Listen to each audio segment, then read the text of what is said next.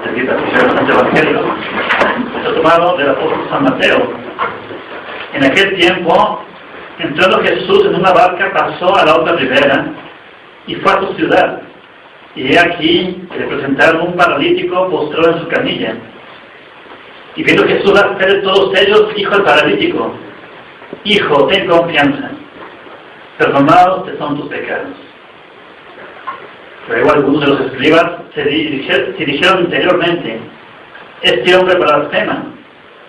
Mas conociendo Jesús sus pensamientos, le replicó: ¿por qué pensáis mal en vuestros corazones? ¿Que es más fácil decir, perdonados que son tus pecados, o bien, levántate y anda? Pues para que sepáis que el Hijo del Hombre tiene poder en la tierra de perdonar los pecados, dijo entonces al paralítico: levántate, toma tu lecho y vete a tu casa. Y se levantó y se fue a su casa. Al ver esto, los gentes temieron y alabaron a Dios, que daba tal poder a los hombres. Padre, el Hijo y el Espíritu Santo. Ave María Purísima. Sin pecado concebida, María Santísima. Para el asiento. Nos comunicamos, queridos amigos, en nuestra peregrinación anual a Chiquinquirá. Va a ser el lunes 12 de octubre. Es el puente colombiano, después de segundo lunes de octubre. Pues se vayan preparando. Es el lunes 12 de octubre la peregrinación a Chiquinquirá. Partimos de aquí del monasterio, misa a las 6 de la mañana. Salimos a las 7:30, más o menos, 7:30, llegamos allá a Chiquinquirá a las 5 de la tarde. Y cada quien lleva algunos viandas, agua por el camino. Justamente para tanta preparación por los pecados que hay en día. Pecados y tantas necesidades que tenemos espirituales. Queridos amigos, vamos a hablar hoy de la confesión. Escuchamos el Evangelio como Jesucristo nuestro Señor, al ver la fe del paralítico y su deseo de conversión, su deseo de Dios, su deseo de curarse y su arrepentimiento para poder estar unido a Dios, el paralítico estar unido a Dios, Jesús le dice: ten confianza, hijo tuyo, tus pecados son perdonados, así le dijo. Y perdonó sus pecados al paralítico. Jesús sabía que era lo que más necesitaba, más que la salud del cuerpo. Sabía Jesús que lo que necesitaba más era la salud del alma. Un ejemplo para nosotros. Los católicos piden más hoy en día, se preocupa más por la salud del cuerpo que la del alma. Es increíble. El alma es eterna y el cuerpo dura unos años más. Claro, vamos a estar al final de los tiempos, pero el alma, la salud del alma es lo que depende de nuestra felicidad eterna, no el cuerpo. Por eso la Iglesia Católica autoriza que hagamos penitencia, mortificación y que reduzcamos la cantidad de años que vamos a vivir por penitencia, por tratar mal nuestro cuerpo. Eso se permite con tal de salvar el alma eternamente.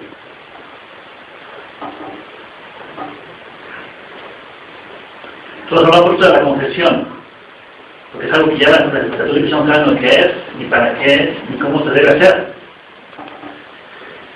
Primeramente hay que decir que la confesión es un sacramento instituido por Jesucristo mismo, en el cual Jesucristo perdona los pecados a través de los sacerdotes católicos. La única manera de perdonar los pecados que Jesucristo instituyó es a través de los sacerdotes católicos. No hay perdón directamente con Dios, eso no existe. No, hay que seguir el apego que Jesucristo puso, practicar su religión. Los cristianos dicen que se confiesan directamente con Dios, pero no les perdona a Dios. Porque Jesucristo jamás dijo que se iba a perdonar directamente. Dijo que iba a perdonar a través de los sacerdotes católicos los pecados. Parte del requisito que Jesucristo puso. Él es bueno las reglas, Él es Dios, Él puso su religión santísima. Entonces cada vez que tengamos manchar el alma hay que confesarnos.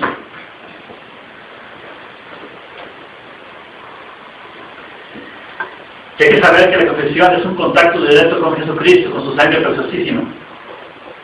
Entonces, si la confesión es un contacto con Jesucristo, por lo tanto, no solamente perdona los pecados, sino que nos hace crecer en su amor, en la fe en Él, en la confianza en Él, en las virtudes, en los dones del Espíritu Santo.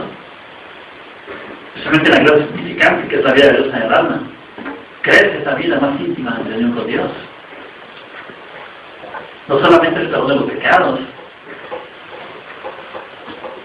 es el mismo aspecto de la comunión, la confesión, en cuanto al crecimiento espiritual. Es un contacto directo con Cristo, nuestro Señor, la confesión. Entonces, de la frecuencia de la confesión depende de la santidad también. Así como de la frecuencia de la comunión bien recibida, de la frecuencia de la Santa Misa bien asistida, depende de nuestra santificación, nuestra salvación. También depende de la frecuencia con que nos confesamos nuestra santificación y nuestra salvación. Por eso es lo importante de la confesión. Entonces uno tiene que cumplir ciertas condiciones para poder confesarse bien. No tiene que ser frecuente, pero para que sea frecuente tiene que cumplir las otras condiciones también. Primero, uno tiene que tener un anhelo sincero de perfección. ¿Qué significa un anhelo sincero de unirse con Dios, de llegar al cielo, de mejorar, de convertirse? Uno no quiere ponerse haciendo en esta vida. Uno no debe vivir para esta vida, sino para la otra. ¿Sí? Entonces no conformarse con solo evitar pecados mortales. Eso es tibieza. Católicos que no se preocupan por evitar pecados graves, eso es tibieza. No. Todo lo que ofende a Dios, hasta las mentiritas que dicen por ahí, piadosas, todos son ofensas a Dios que hay que evitar todas las cosas.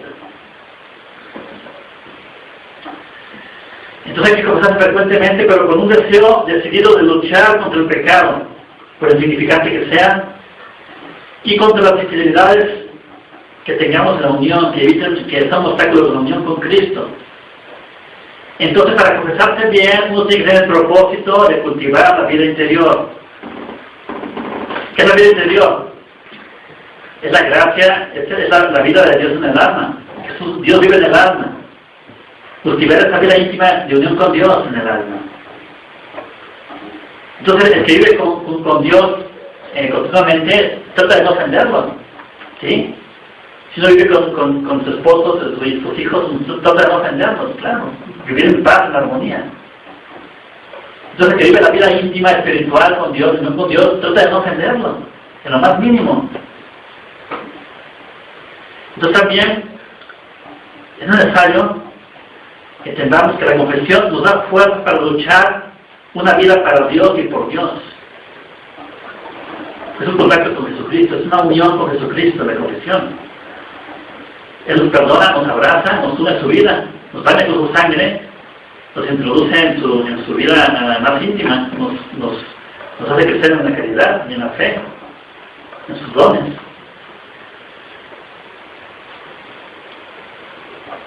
Entonces nos tiene que doler cualquier descuido o infidelidad hacia Dios. Entonces tenemos que vivir en la presencia de Jesucristo, el esposo de nuestras almas. Este esposo que tiene una pureza inmaculada. Jesucristo mismo, que jamás cometió pecado, es Dios mismo, la pureza increada. Entonces nos debe doler estar en su presencia con cualquier falta, cualquier infidelidad. Entonces la confesión nos da la vida de Cristo y nos confirma en la vida con Cristo por medio de su sangre preciosísima. Nunca lo olviden. Es una unión con Cristo, es un encuentro con Jesucristo nuestro Señor, el más íntimo que puede existir, así como la comunión, la confesión. Y no solamente para perdonar pecados, lo repito, es para crecer en la unión, en el amor, en la fe con Jesucristo nuestro Señor. Hay que confesarse. Un buen católico tiene que confesarse a más tardar cada mes. Lo normal cada 15 días. Un católico que se confiese. Los religiosos se confiesan cada semana. No porque sean los peores pecadores, sino porque necesitan esa fortaleza, esa unión con Dios para seguir luchando contra sí mismos y contra sí, y para poder perfeccionarse hacia la realidad.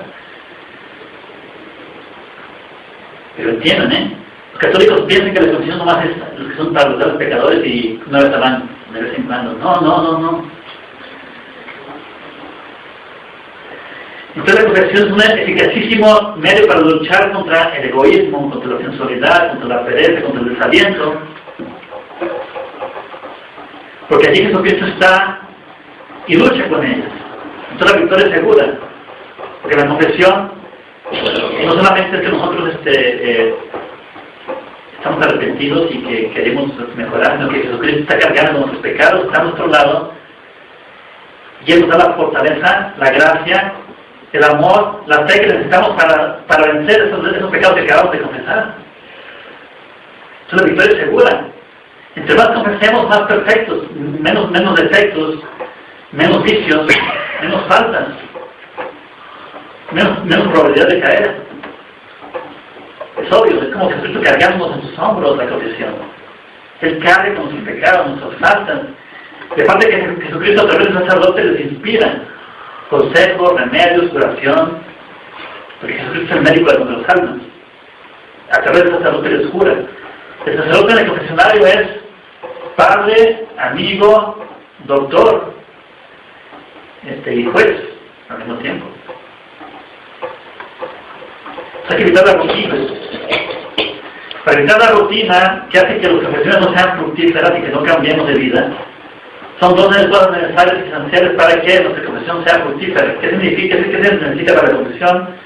Para que sea fructífera la confesión, necesitamos un propósito, una resolución y dolor de nuestros pecados. Un dolor.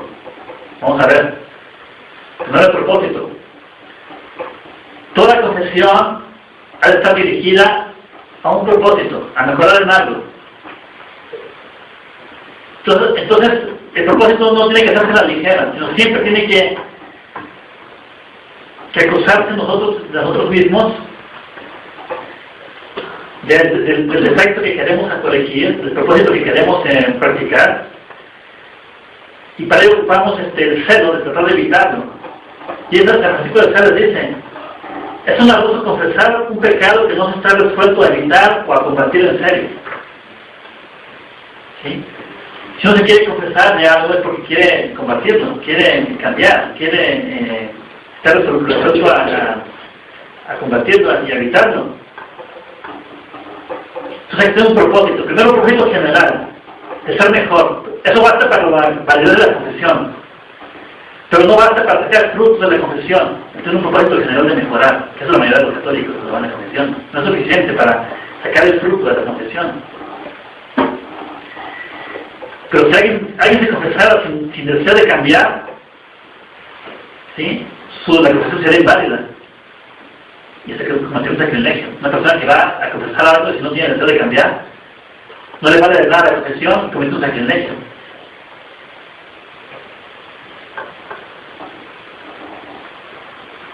Entonces, no es un propósito general, se tendrá que hacer un propósito de un punto específico, de una parte específica contra la que queremos luchar.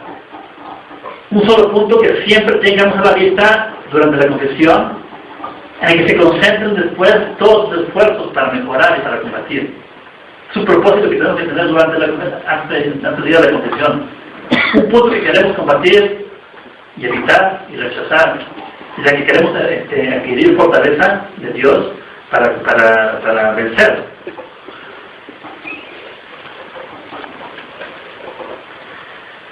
Aunque sea un solo propósito, pero que sea bueno, que sea con toda la sinceridad y firmeza de voluntad, con constancia y perseverancia que queremos combatirlo.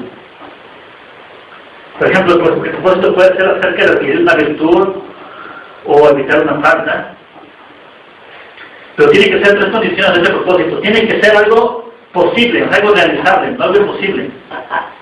Que mi resolución sea el santo, después de esta confesión. No, es algo muy difícil, no, algo realizable. Por ejemplo, decir, tan pronto como observe una falta de una vanidad, tan pronto como vea que falta la vanidad en mí, pedir al Señor que me humille, humillaciones, por ejemplo. Si mi propósito va a ser evitar la vanidad, la resolución va a ser que cada vez que salga la vanidad, humillarme delante del Señor, pedir humillaciones. Este propósito debe ser algo que yo necesite. No cualquier cosa que sea para el beneficio o para los demás, para algo que necesite mi alma mejorar. Debe ser algo que, una resolución en la que yo tenga paciencia y perseverancia hasta que lo consiga, hasta que lo adquiera, que no cambie de resolución con cada confesión. Pero que sea el mismo propósito por largo tiempo hasta que lo venza, hasta que lo cumpla lo que yo quiero conseguir por las confesiones. Así como mejora uno. Porque atacando un defecto, una falta, una culpa es como uno se corrige de muchas cosas. Una falta de dominancia, si quiere. Y otra cosa que es más importante todavía que el propósito, que es el dolor por los pecados. En la confesión hay que tener un arrepentimiento general también. Hay que dolerse de todos y cada uno de los pecados mortales y veniales, tanto presentes como pasados, haciendo un acto de contrición universal sincero, que incluye las integridades más íntimas. Es un acto de confesión o de arrepentimiento general que hay que tener también durante la confesión. Hay un principio que hay que tener en cuenta, que es lo más importante del sermón, que voy a decir en este momento. Cuanto más importante se dé al dolor, al arrepentimiento, tanto más fructuosa será la confesión.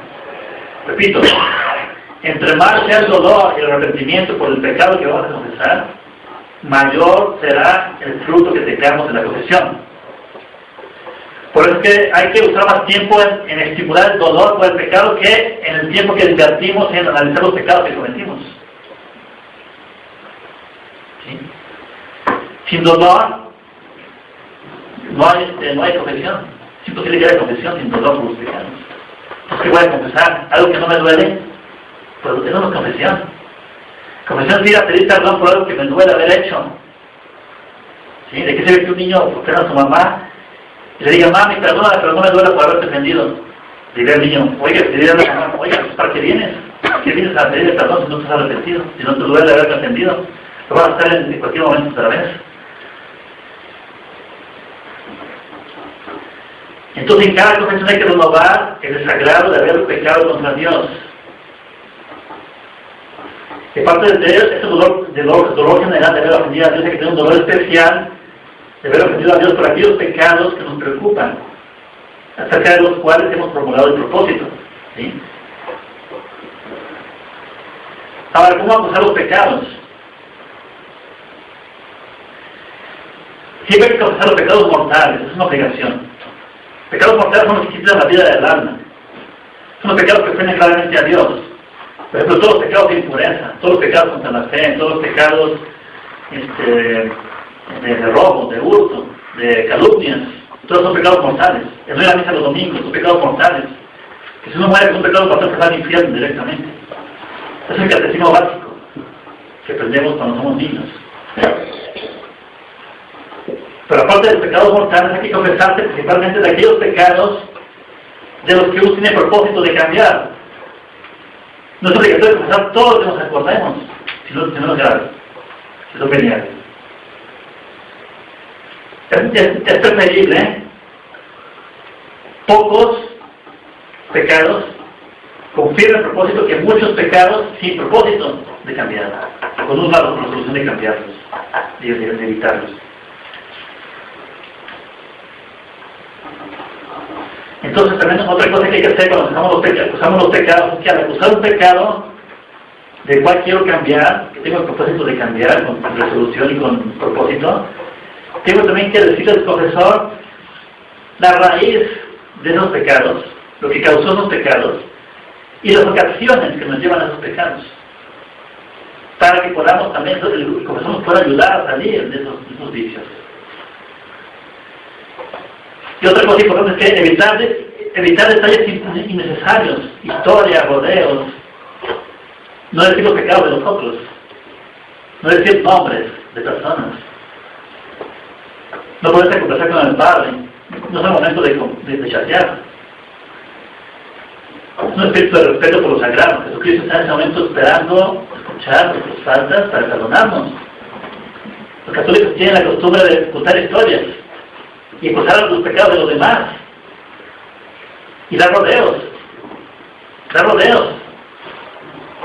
Y no sé, voy a inventar un caso, nunca he escuchado ese caso, pero lo voy a inventar. Por ejemplo, dicen, ay padre, yo tuve una fiesta, una reunión con mi abuelita, y mi abuelita pues es muy buena, pero ay, mi abuelita es un genio terrible. Ay, pero mi abuelita tiene sus pecados, pero bueno, yo me enojé con ella, pero bueno, es la culpa de ella. Es lo que no hay que hacer. Es lo que no hay que hacer, imposible. Vengo a acusar de mis pecados, no de los de mi abuela. Y después ¿de qué sirve a nosotros saber que hubo una fiesta ayer, una reunión, y que la abuela estaba cenando frijoles, ¿de qué les sirve al sacerdote? Pero es que eso pasa, créanme. Y es que para amortiguar quizás el dolor que sienten, pero eso no debe pasar. Está la fila afuera esperando y la persona sigue diciendo sus historias. Pero me sentí triste ayer porque pasó un gato y lo atropelló un carro y bueno, se alteró mi temperamento y eso es de mal humor. Y bueno, con eso pasa, yo me altero y necesito una pastilla. Pero ¿eso de qué sirve, sacerdote, saber eso? No. Es una falta también de respeto, por lo sagrado. Es sagrado el momento de la confesión. Por eso la mujer también tiene que tener el velo cuando se confiesa. Está en la presencia de Cristo. ¿Sí? Por último, el examen de conciencia.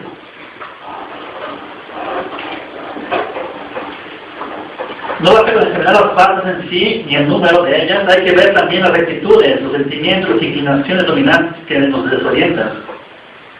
Por ejemplo, el deseo de alabanza, el temor de censura, el temor de humillación, los celos, la amargura, afán desordenado de trabajo, afán desordenado de plata, un estado de desgano habitual, todo esto hay que confesarlo. Analizar especialmente los falsos cometidos contra el propósito de la última confesión y también con los comentarios del esfuerzo que hemos hecho para combatir ese defecto, que siempre confesamos todos los días, todos los domingos o cada vez que nos confesemos.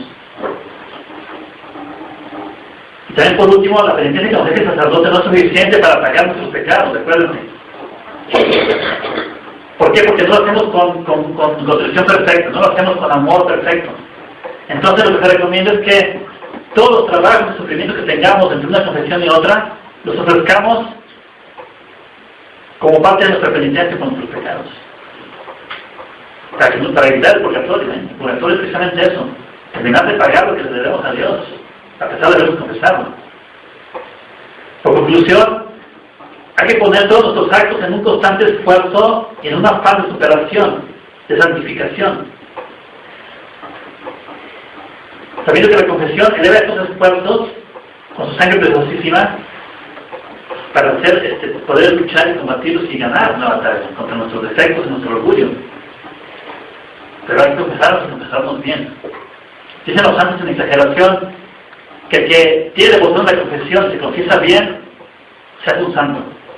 La confesión es suficiente para hacer santos a las personas, santificarlos, en el más alto grado posible.